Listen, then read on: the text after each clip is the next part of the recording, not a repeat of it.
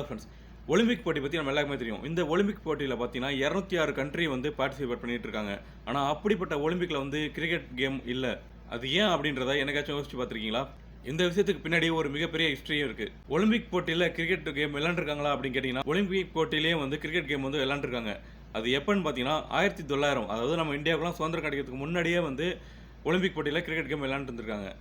ஆனால் 1904 வருஷம் வந்து கிரிக்கெட் கேம் வந்து ஒலிம்பிக் போட்டியிலே எடுத்துக்கப்படலை.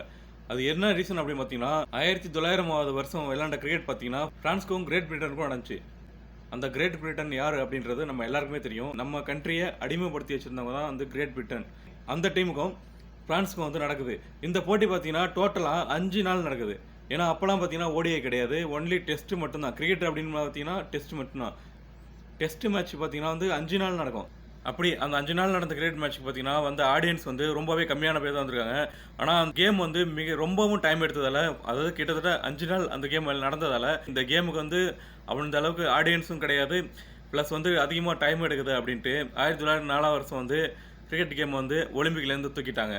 அதுக்கப்புறம் தான் வந்து கிரிக்கெட் கேம் வந்து ஓடிஐயாக மாறினுச்சு. அதுக்கப்புறம் T20 ஃபார்மேட்டில் மாறினுச்சு.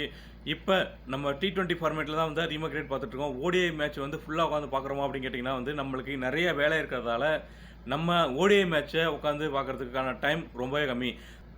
இந்த வீடியோ நீங்கள் எல்லாமே ஃபுல்லாக பார்த்துருப்பீங்க அப்படின்னு நம்புகிறேன். இந்த வீடியோ உங்களுக்கு பிடிச்சிருந்துச்சுன்னா கீப் சப்போர்ட் மீ. நம்ம சேனலை சப்ஸ்கிரைப் பண்ணிக்கோங்க. இந்த வீடியோவை பற்றி உங்களுக்கு கருத்து என்ன அப்படின்றத கமெண்ட்டில் தெரிவிங்க. தேங்க்யூ.